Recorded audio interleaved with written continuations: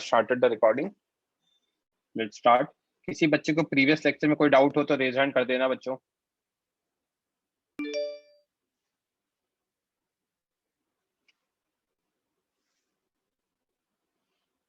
कोई पॉइंट समझा नहीं हो, कोई डाउट हो.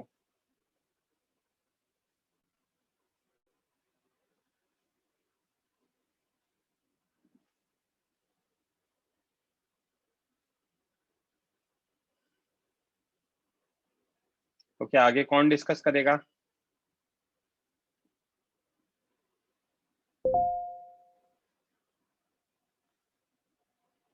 हाँ रितेश.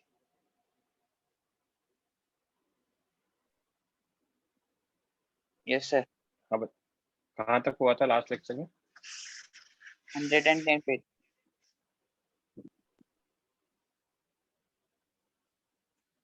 110 तक हो गया था. जियो स्टेशनरी बाकी. राइट. हाँ, यहाँ से बाकी है. तो जियो स्टेशनरी सैटेलाइट क्या होता है? एक ऐसा सैटेलाइट जो अर्थ के रिस्पेक्ट में रेस्ट पर हो. एज इन अर्थ 24 घंटे में रोटेट करता है अपनी एक्सिस पे. Yes sir. तो ये जो जियो स्टेशनरी सैटेलाइट है ये भी क्या करेगा? 24 घंटे में रोटेट करेगा. हाँ सर. ओके है ना. A geostationary satellite can roughly cover 40% of Earth's area. तो पूरी अर्थ को कवर करने के लिए हमें 3 सैटेलाइट लगेंगे. एज इन अगर ये हमारा अर्थ है तो एक सैटेलाइट क्या करेगा? 40% एरिया कवर करेगा. राइट. यस. तो ये बेसिक इंफॉर्मेशन है जियो स्टेशनरी सैटेलाइट की. Geostationary satellite are also known as communication satellite. Okay. Yes sir. Next is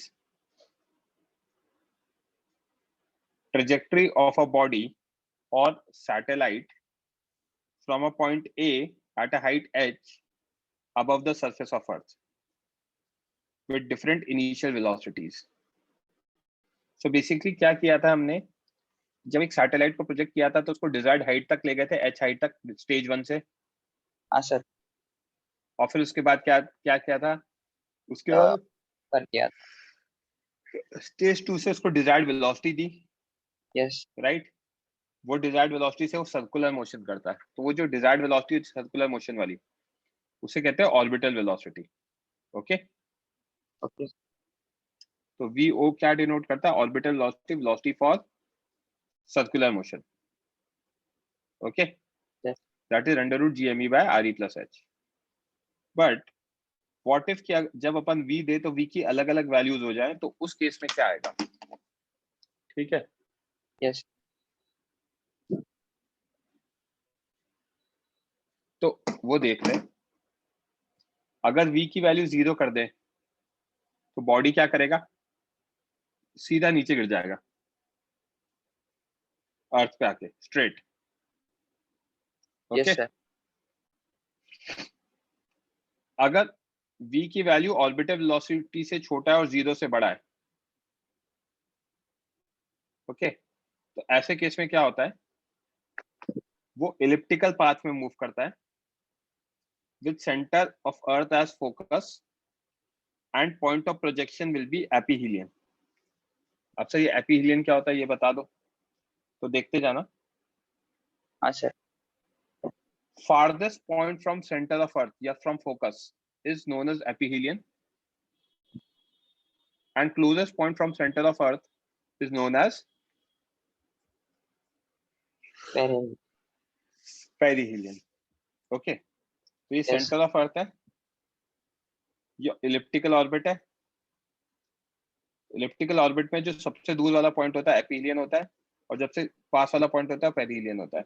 ठीक है. तो अगर V less than orbital velocity greater than 0 है तो उस केस में क्या होगा?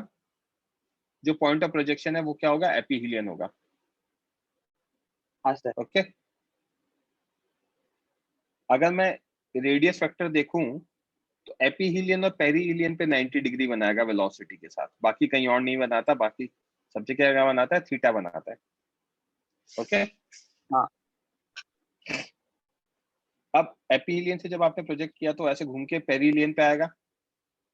जब पेरीलियन पे आया तो वाइल मूविंग टुवर्ड्स पेरीहिलियन, अगर वो इसमें अर्थ के एटमॉस्फेयर में आ गया, तो ऐसे केस में क्या होता है, अर्थ के एटमॉस्फेयर में कोई भी चीज आ जाती है तो वो क्या करती है, वो आके अर्थ पे गिर जाती है। हाँ। तो while moving towards perihelion, if it comes inside the earth's atmosphere, it will spiral down and fall down on the surface of earth.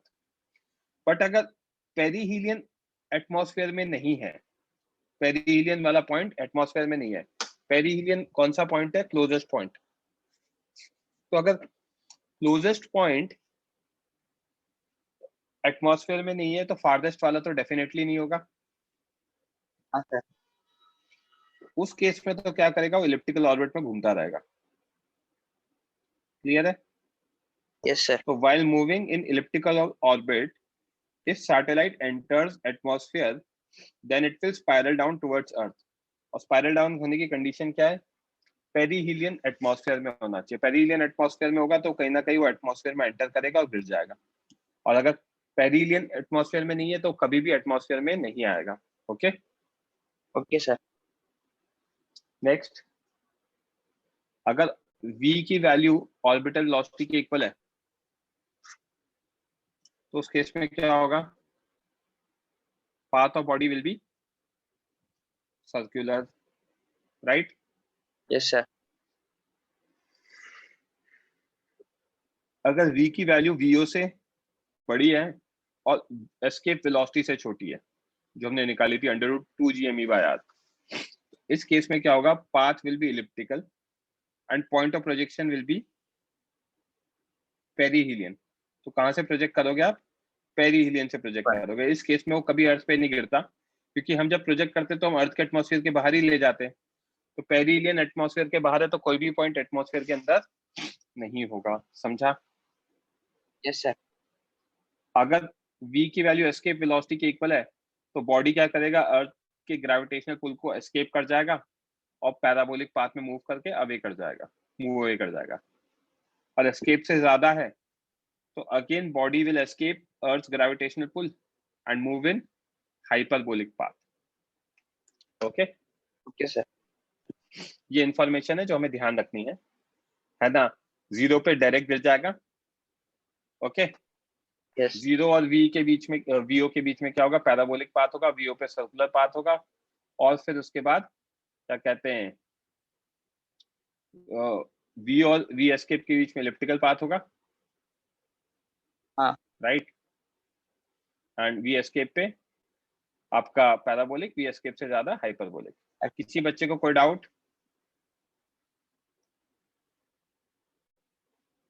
Okay, next एक क्वेश्चन है,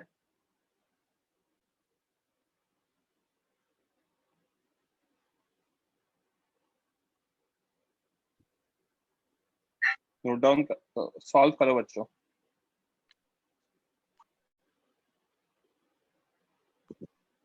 जल्दी, मैं 3-3 मिनट ही देने वाला हूँ आज क्वेश्चंस के लिए।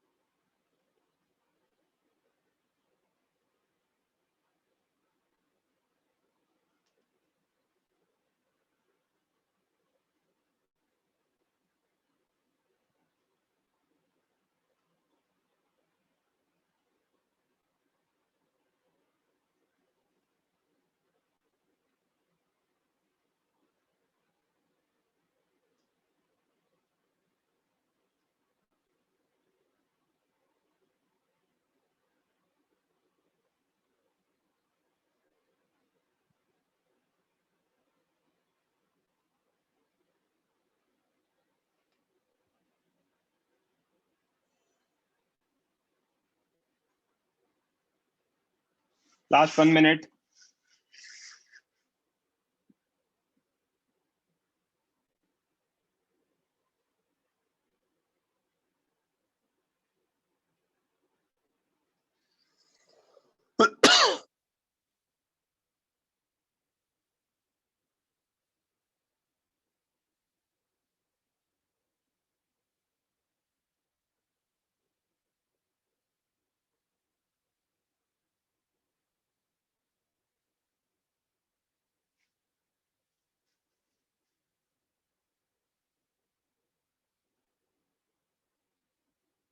Root 2 gm by r1. That's correct.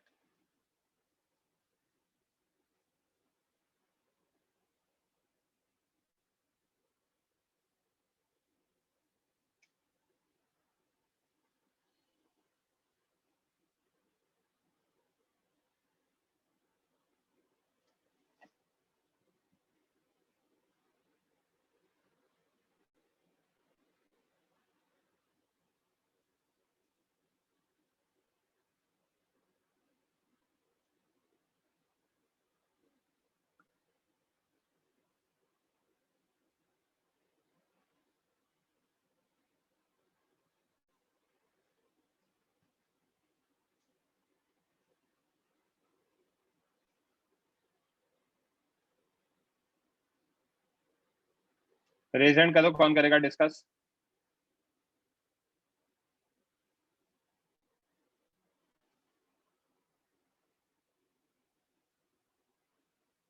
हाँ रितेश।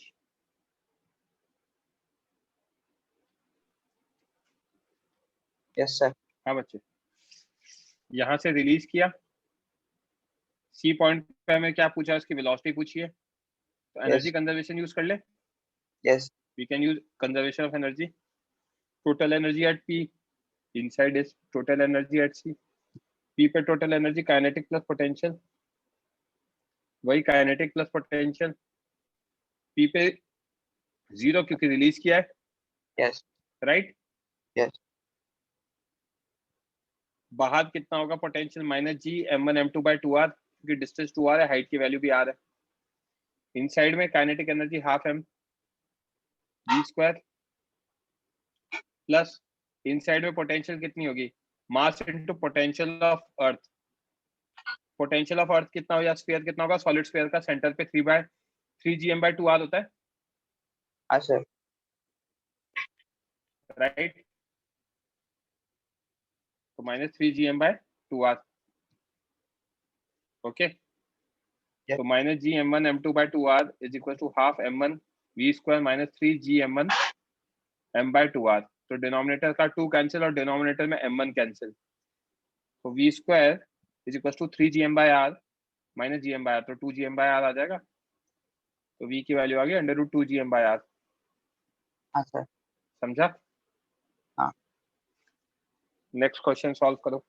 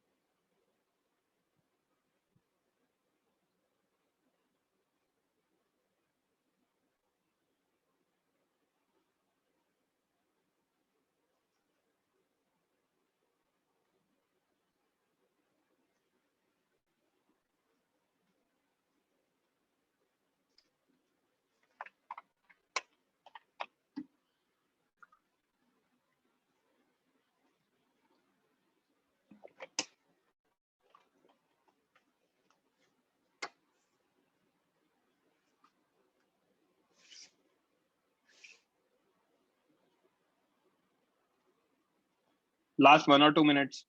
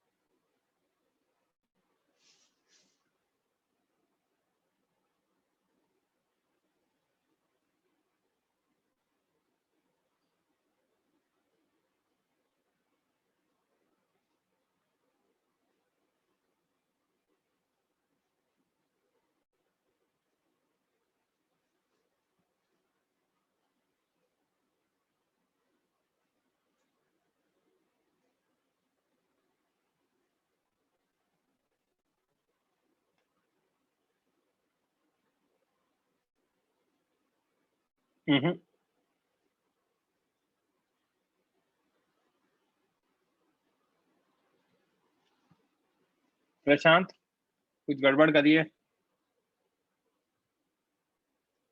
वरुण, कुछ गड़बड़ है।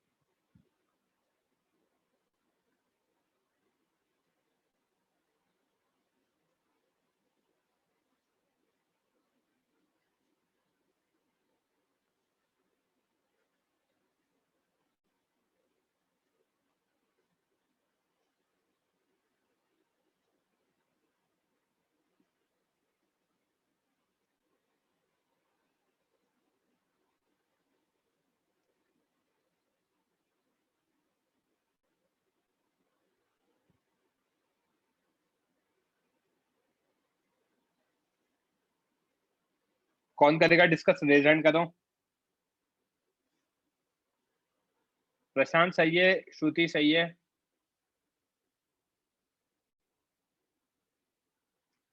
रेज हैंड करो, कौन करेगा डिस्कस?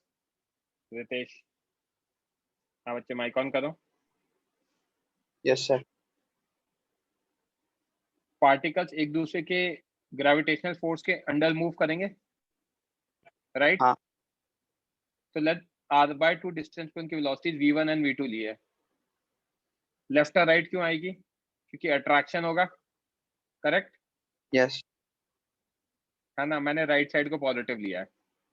आइसोलेटेड सिस्टम है तो basically only force between them is gravitational force, right?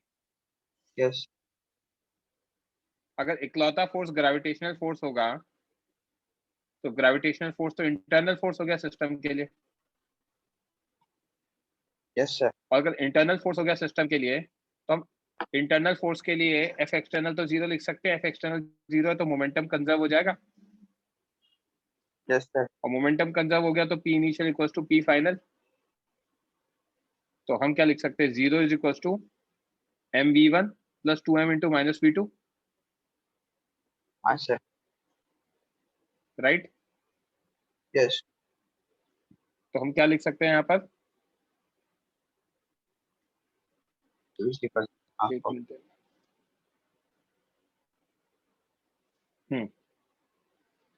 v2 is equals to what? v1 by 2, yes sir. correct? We can also use conservation of energy. Total energy initial is equals to total energy final. हाँ sir. Kinetic initial plus potential initial is kinetic final plus potential final. Kinetic initial is 0. Potential initial is minus gm 2m by r. Kinetic final is half m v1 square plus half 2m into v2 square. Final में दोनों की. Potential final is minus gm 2m by r by 2. तो half m v one square plus m v two square, यहाँ से 2m वाला factor cancel हो गया था, इस 4gm square by r minus 2gm square by r. v2 की value डाल दो v1/2 और इसको एज इट इज छोड़ो, यहाँ 2gm स्क्वायर बाय आर आएगा। सॉल्व कर लोगे तो v1 की वैल्यू √8gm बाय आर आ जाएगी, v2 की वैल्यू √2gm बाय 3r आ जाएगी। राइट? हाँ सर। समझा? हाँ। Okay, next question note down करो और ये हिंट भी लिखा हुआ है, सॉल्व करो। सर हम्म सर इसके प्रीवियस सब में इसके भी प्रीवियस वाले, इसके हम्म पहले, हाँ हम्म इसमें इसमें -3gm/2r ही होता है। Potential inside the solid sphere होता है, नोट्स में बताया था पहले। सॉलिड स्फीयर के अंदर का पोटेंशियल, हॉलो स्फीयर का -gm/r होता है, सॉलिड का वो होता है। Okay, okay.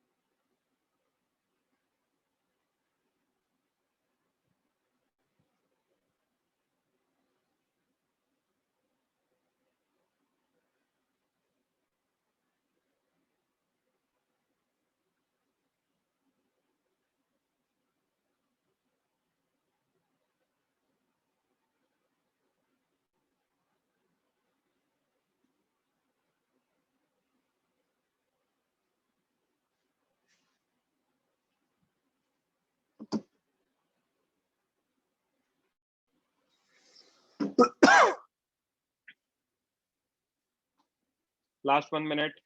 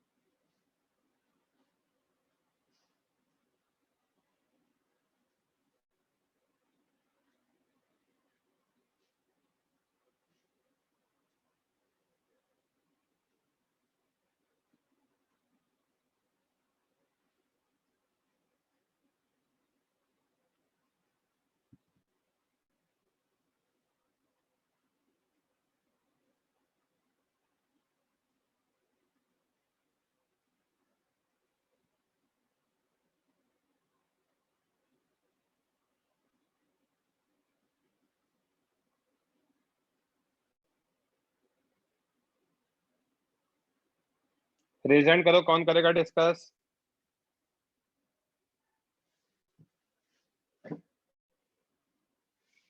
Am I audible to you? हाँ, रेज हैंड करो बच्चों।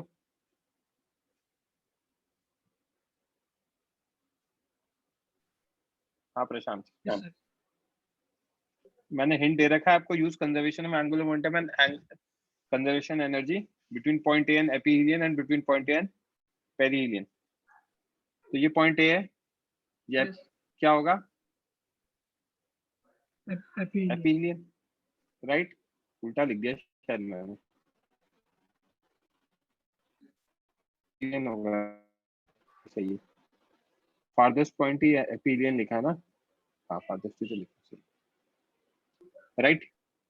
यहाँ पे रेडियस फैक्टर कितना एंगल बनाएगा प्रशांत? 90 degree. 90 डिग्री। Hmm. पेरिहिलियन पे कितना बनाएगा? यहाँ भी 90 डिग्री। यहाँ पे रेडियस फैक्टर कितना एंगल बना रहा है? 5। तो using conservation of energy of angular momentum, sorry, using conservation of angular momentum, LA is equals to LB. Hmm.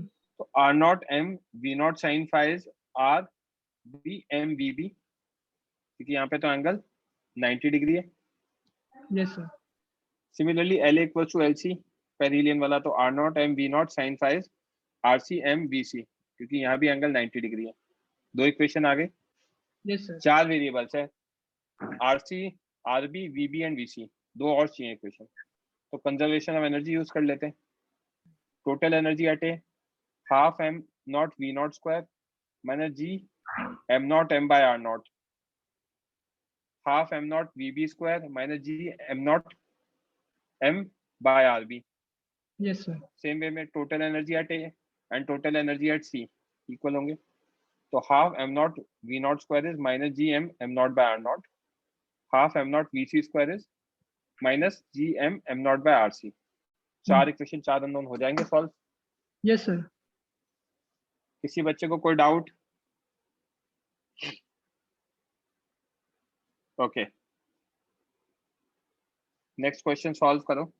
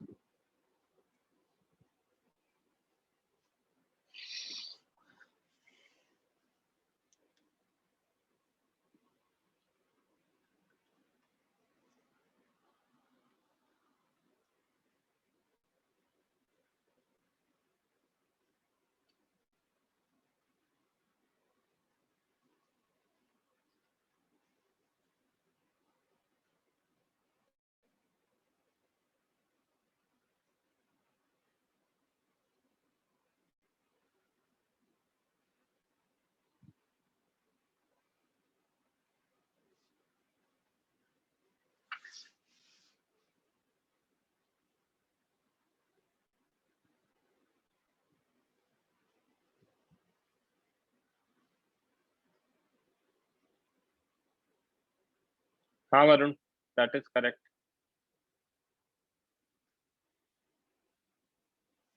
Last 2 minutes।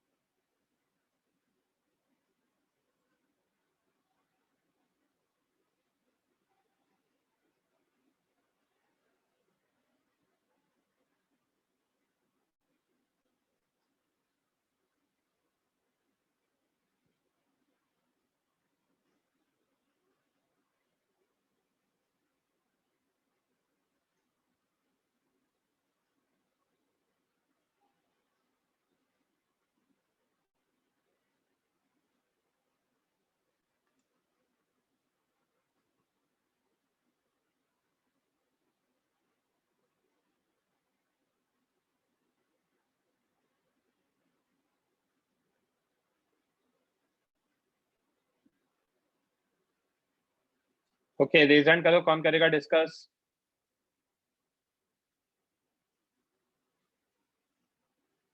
हाँ रितेश, माइक ऑन करो बच्चे। Yes sir. देखो, a projectile of mass m is fired from the surface of earth at an angle alpha equal to 60 degree from the vertical. Initial speed v naught is equal to this. How high does the projectile rise? Neglect air resistance and earth's rotation. अब क्या फंडा है बच्चे? मैंने यहाँ से फेंका, right, projectile को 60 डिग्री विद द वर्टिकल, तो रेडियस वेक्टर के साथ एंगल कितना है? 60 डिग्री है, correct? Yes sir. In general जब हम प्रोजेक्टाइल मोशन लेते थे तो अर्थ के सरफेस को फ्लैट हॉरिजॉन्टल ले लेते थे और ये प्रोजेक्टाइल होता था, क्योंकि वहां पे वेलोसिटी कम होती थी काफी। यहाँ पे वेलोसिटी बहुत ज्यादा है, एस्केप होती है √2 GME बाय RE, तो उससे √2 टाइम्स ही छोटा है, तो कैसे मूव करेगा? मूव ऐसे करेगा। जब मूव ऐसे करेगा तो हाईएस्ट पॉइंट पे वेलोसिटी 0 होती है, यस सर। बट वो वर्टिकल डायरेक्शन में होती है, ये ध्यान रखना। ऐसा नहीं कि हॉरिजॉन्टल में, क्योंकि प्रोजेक्टाइल में आपने देखा होगा हाईएस्ट पॉइंट पे वेलोसिटी v cos थीटा होती है, करेक्ट? Yes sir. यहाँ पे v cos थीटा नहीं ले सकते क्योंकि यहाँ हॉरिजॉन्टली चेंज हो रहा है, राइट? Yes. तो यहाँ पे हम क्या ले सकते हैं? हाईएस्ट पॉइंट पे वो parallel to surface of earth move करेगा, क्योंकि हॉरिजॉन्टल के पैरेलल हो जाता है। वर्टिकल में वेलोसिटी क्या होगी? 0 होगी। तो eight highest point velocity is parallel to surface of earth, velocity in a direction perpendicular to surface of earth is 0. This velocity is responsible for increasing the height. Remember projectile motion में vertical direction में ही है ना, velocity 0 होती है highest point पे, vertical direction से height बढ़ती है, ये लिखा है मैंने यहाँ पे, राइट? Yes sir. तो ए पॉइंट और बी पॉइंट पे अगर हम देखेंगे तो कंजर्वेशन एंगुलर मोमेंटम लगा सकते हैं कि एक्सटर्नल टॉर्क क्या होगा।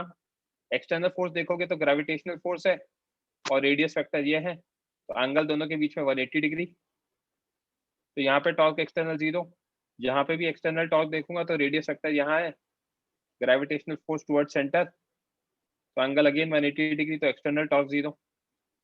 तो क्या क्या कर सकता हूँ? बी पॉइंट पे एंगुलर मोमेंटम और ए पॉइंट पे एंगुलर मोमेंटम को कंजर्व कर सकता हूँ, और ए पे एनर्जी और बी पे एनर्जी कंजर्व कर सकता हूँ, राइट? Yes sir. तो use conservation of angular momentum about point C, as about point C external torque of F gravitation is 0, LA equals to LB, LA कितना? RE m v naught sin 60, यहाँ पे R m v sin 90, क्योंकि velocity perpendicular to parallel to surface है, तो radius तो perpendicular होता है उसके, तो ये होगा v naught RE √3/2 is VR, equation number 1। दूसरा कंजर्वेशन ऑफ एनर्जी लगा लो, total energy at is total energy at C, कौन सा पॉइंट लिया? बी लिया ना, टोटल एनर्जी एट बी, तो क्या आएगा?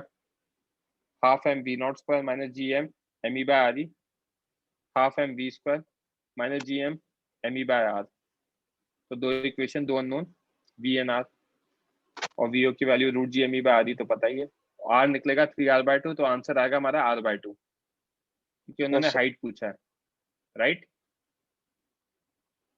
ओके, अब मैं आपको एक नया कॉन्सेप्ट एक्सप्लेन कर रहा हूँ, बहुत सिंपल कॉन्सेप्ट है, फिर उस पर क्वेश्चन करा दूंगा आपको।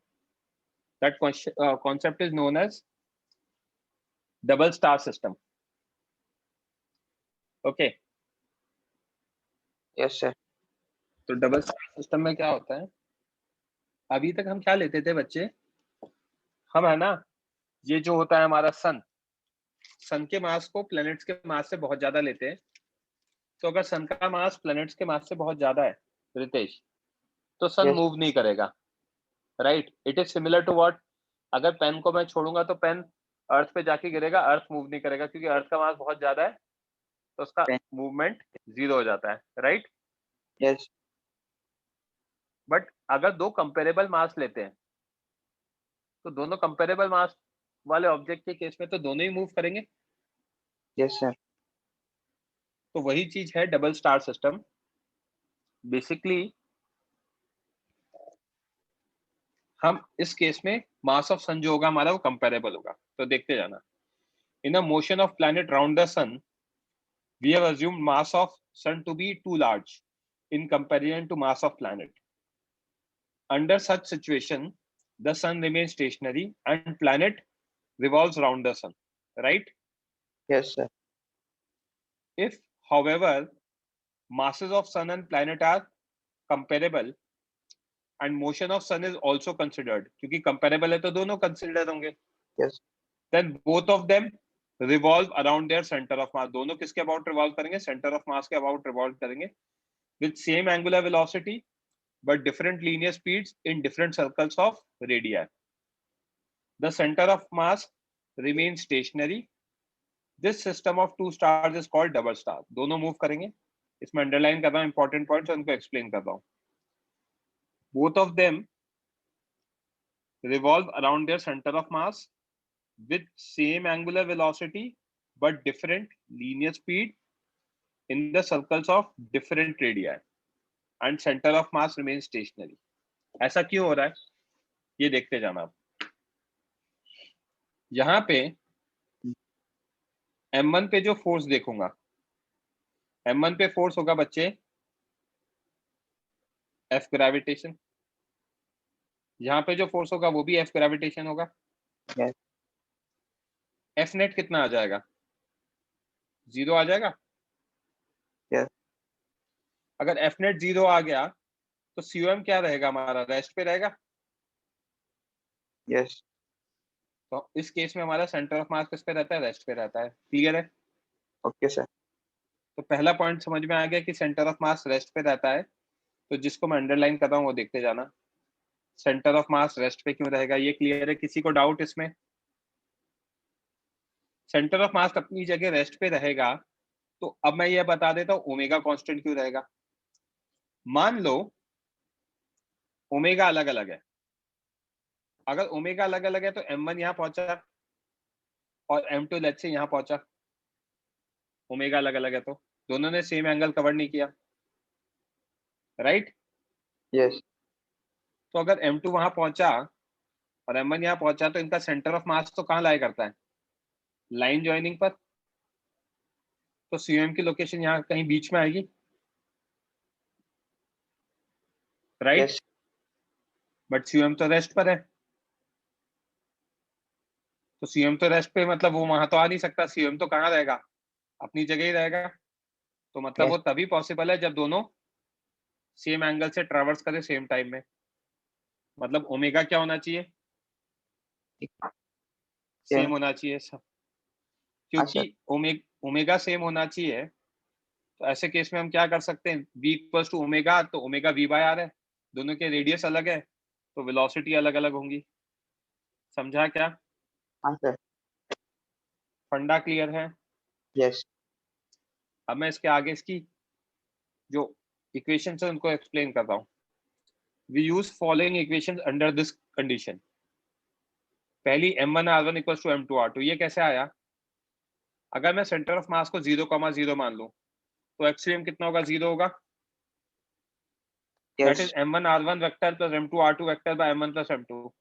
तो यहाँ से न्यूमरेटर को सॉल्व करूंगा तो M1R1 वेक्टर किसके इक्वल आएगा? माइनस M2R2 वेक्टर के, राइट? Yes, sir. तो यहाँ से वेक्टर फॉर्म हटेगा तो M1R1 इक्वल्स टू M2R2 आ जाएगा। हाँ सर। इक्वेशन नंबर 1 क्लियर है सबको? इक्वेशन नंबर 2, जब ये सर्कुलर मोशन करेंगे तो इस पे F ग्रेविटेशन यहाँ लगेगा बच्चे, Yes. और अंदर लगेगा ACP1, यहाँ लगेगा F ग्रेविटेशन और अंदर लगेगा ACP2, Yes. राइट? तो F gravitation G M1 M2 by R1 plus R2 का होल स्क्वायर, कि सेंटर्स के बीच में डिस्टेंस होता है ना, is M1 ACP1 is equal to M2 ACP2, right?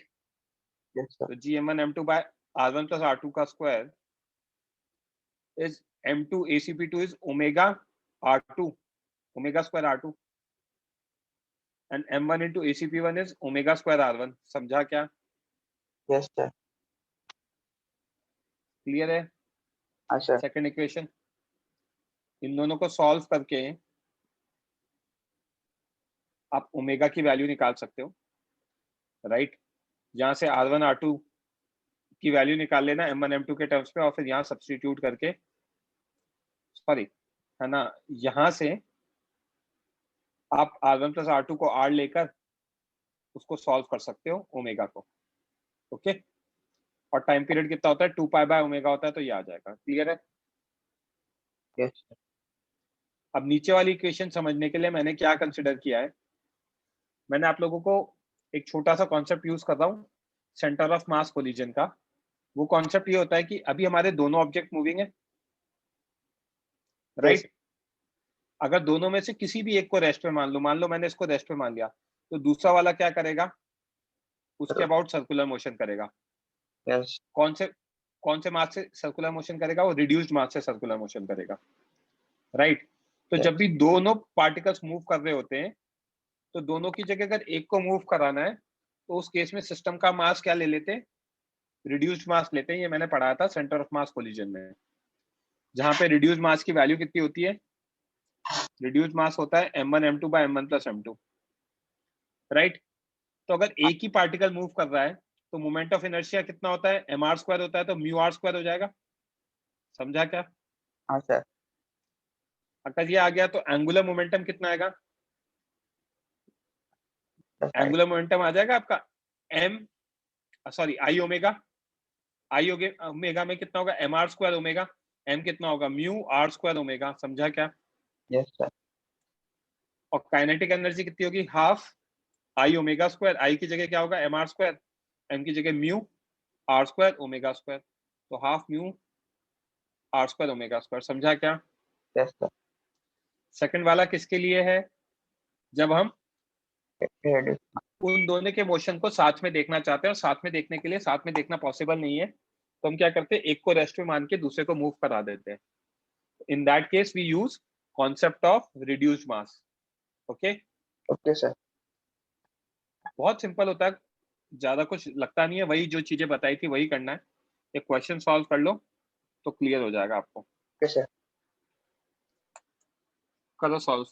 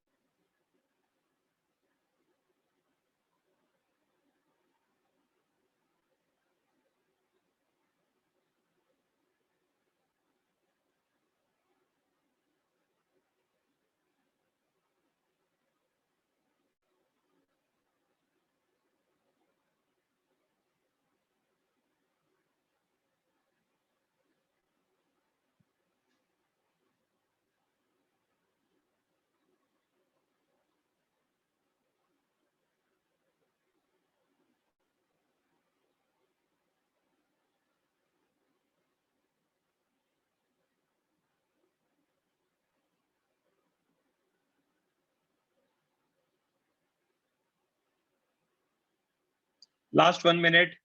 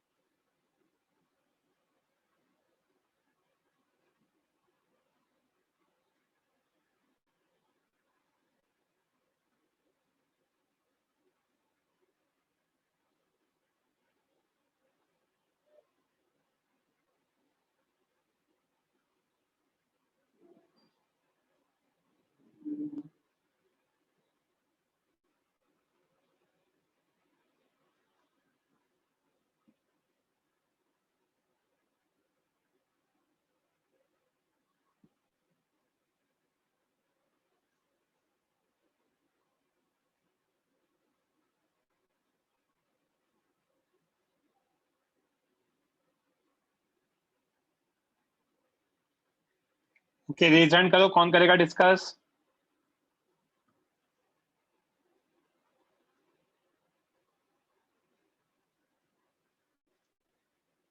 जल्दी रेज हैंड करो। हाँ प्रशांत। Yes sir. हाँ बच्चे, चाहे आंसर सर नहीं आ रहा है। देखो, a planet of mass m1 revolves around a sun of mass m2. The distance between the sun and planet is small r. Considering the motion of sun, find total energy of the system, assuming the orbits to be circular. दोनों के बीच का separation r दे रखा है, circular sir. Motion कर रहे हैं, तो planet हो गया मास m1 का। लेट्स से ये r1 डिस्टेंस पर है सेंटर ऑफ मास से, दूसरा r2 डिस्टेंस पर है सेंटर ऑफ मास से। दोनों पे ग्रेविटेशनल फोर्स अंदर लगेगा, इस पे ACP1 आएगा, इस पे ACP2 आएगा, correct? Circular motion about CM होता है। तो पहले equation r1 plus r2 r के इक्वल, दूसरी equation F gravitation is m1 ACP1 is m2 ACP2, तो gm1 m2 by r square is m1 omega square r1 m2 omega square r2। इन दोनों को अगर मैं इक्वेट करूंगा, ओमेगा स्क्वायर से omega square cancel, r1 कितना होगा m2 r2 by m1। Yes इसको सर। उठा के यहाँ डाल देता हूँ। जैसे यहाँ डालूंगा तो आपका इसको सॉल्व करेंगे हम, सॉल्व करेंगे तो using 3 in equation 1 m2 r2 by m1 plus r2 is r, तो r2 की वैल्यू निकाल लेना m1 r by m1 plus m2। Yes sir. Okay, तो यहाँ से r2 आ जाएगा m2 r by m1 plus m2। कैसे? m2 by m1 से मल्टीप्लाई कराएंगे r2 को। ओके, तो r1 r2 आ गए। Using r1 r2 we can find omega. कैसे? Omega will be f gravitation by m1 r1 का अंडर रूट या f gravitation by m2 r2 का अंडर रूट, कहीं से भी कर लो। f gravitation m omega square r, right? Yes sir. Using the same logic omega कितना आएगा? Under root g m1 m2 by r square upon m1 m2 r upon m1 plus m2, right? Yes sir. R1 की value डाली, m2 r bye m1 plus m2, तो इसमें m1 m2 cancel हो गया, denominator में r cube बचा और ये m1 प्लस m2 डिनोमिनेटर वाला न्यूमरेटर में चला गया, यस सर। तो ओमेगा आ गया मेरा। Yes sir. ओमेगा आते ही मेरी total energy kinetic plus potential, kinetic is half m1 v1 square plus half m2 v2 square, which can be written as half m1 omega square r1 plus half m2 omega square r2। क्यों? क्योंकि v1 को omega r1 लिख सकते हैं, v2 को omega r2 लिख सकता हूँ, राइट। Yes sir.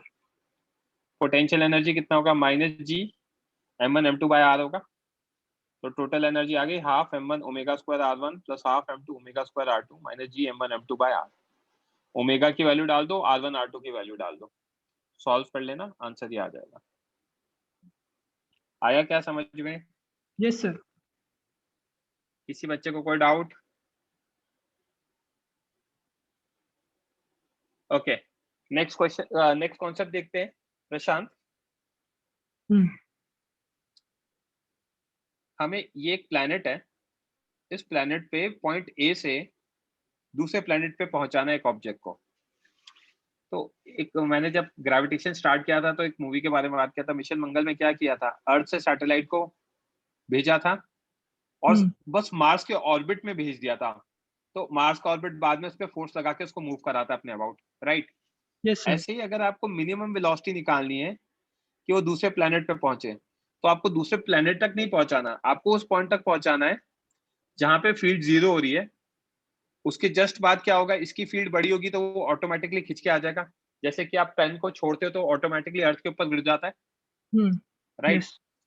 तो कॉन्सेप्ट क्या है, find minimum velocity to require to project one particle from surface of one planet to other planet, यहां से यहां पहुंचाना है। तो suppose the particle of mass m is projected from surface of planet of mass m1 यहाँ से, and we wish to project it to the surface of other planet. In between two planets there is a point P where net field is zero. P point पे इसकी field इधर आएगी E1 yes sir. और इसकी E2, ये net zero हो गया, right. उसके बाद from C1 to P field strength of m1 is stronger and net force on small m is towards C1, जिसका फील्ड स्ट्रॉन्गर होगा इधर, m1 का स्ट्रॉन्गर होगा तो m1 की तरफ फोर्स लगेगा। At point P field strength of both m1 and m2 are equal and opposite, तो वहां पे नेट फोर्स जीरो हो जाएगा। Between C to P field strength of m2 stronger and net force on m is toward C2, यहाँ पर क्या होगा, C2 का ज्यादा है यस सर। फील्ड, तो फोर्स भी C2 की तरफ लग जाएगा। तो यहाँ से हमें ये समझ में आया कि हमें क्या करना है, हमें पार्टिकल को यहाँ तक नहीं फेंकना है, हमें तो बस P तक फेंकना है। P तक पहुंच गया तो उसके जस्ट बाद ये अपने आप अट्रैक्ट होके चला जाएगा। So we have to project particle up to P only. After P, it automatically move towards surface of B by the attraction of M2. तो सॉल्व करने के लिए सबसे पहले क्या करेंगे, पॉइंट P की लोकेशन निकालेंगे using net gravitational force on M is zero, या नेट फील्ड जीरो कर दो, then apply conservation of energy between A and P, right. तो A पे वेलोसिटी आ जाएगी, अगर B पे किस वेलोसिटी से कोलाइड करेगा वो निकालना है तो कंजर्वेशन ऑफ एनर्जी लगा देना B पर भी, यस सर। राइट। एक क्वेश्चन कर लो, समझ में आ जाएगा, सिंपल ही कॉन्सेप्ट है, करो solve.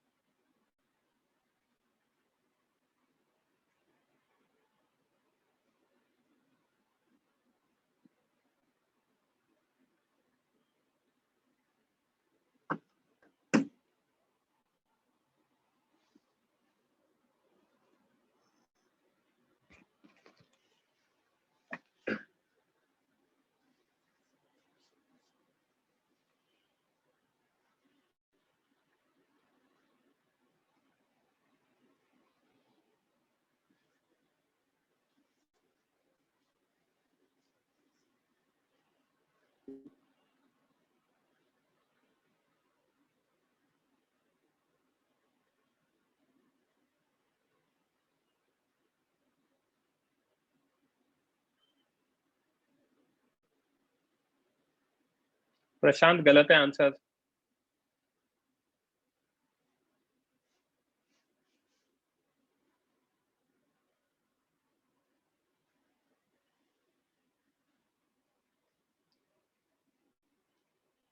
Last 1 minute.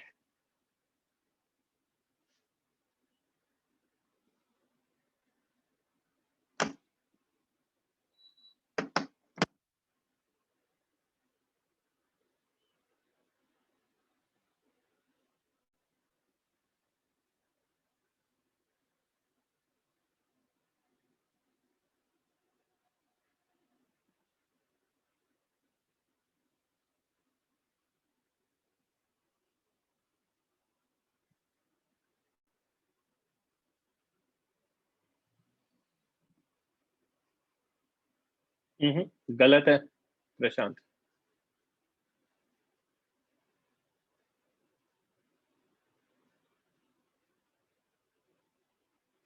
Sir 2 minutes more, okay.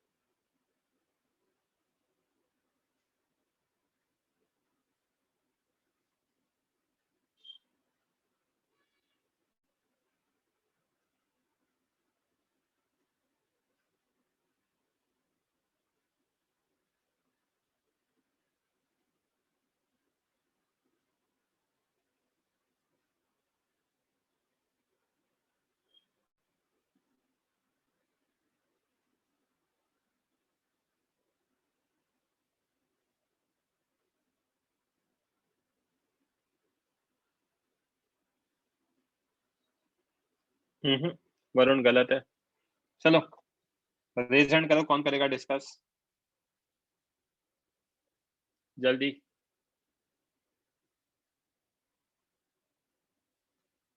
Mic on कर लो दोनों बच्चों, Ritesh and Prashant. Yes sir. क्या दे रखा है? Let 2 stars 1 and 2 be as shown in below। इसका मास m है, इसका 16 m है। दोनों के सेंटर्स के बीच में डिस्टेंस 10 a दे रखा है, राइट? यस। मैंने पॉइंट P वो लोकेशन मानी है जहां पे फील्ड 0 या फोर्स 0 है। Let P is a point between C1 and C2 where gravitational field is 0, right?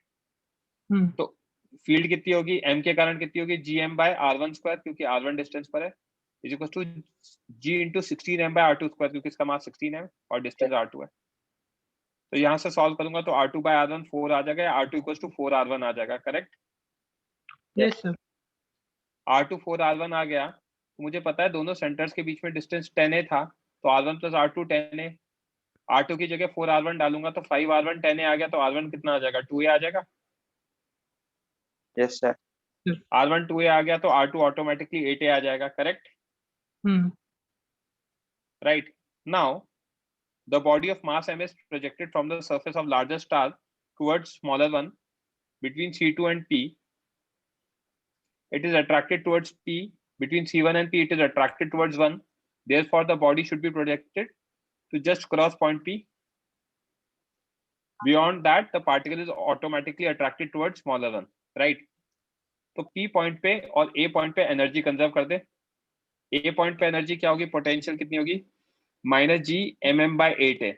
ऐसा क्यों, इसका मास m और यहाँ से सेंटर से ए का डिस्टेंस 8 होगा क्योंकि इसका रेडियस 2 है बड़े वाले का, राइट? Yes sir. है ना, बड़े वाले की एनर्जी होगी -G16m × m/2 है क्योंकि रेडियस 2 ही है और उसके सरफेस पर है। पोटेंशियल एनर्जी एट P की बात करेंगे तो इसका मास G capital M small m/2 है क्योंकि R1 की वैल्यू 2 निकाली हमने, -G16m स्मॉल m/8 है क्योंकि R2 की वैल्यू 8 निकाली। यहाँ पे काइनेटिक एनर्जी कितनी, 12 mv² और P पे 0। कर लोगे solve? Yes sir. Energy equate करना है, उसके बाद बस kinetic plus potential is equals to kinetic plus potential. समझा क्या? Yes sir. किसी बच्चे को कोई डाउट?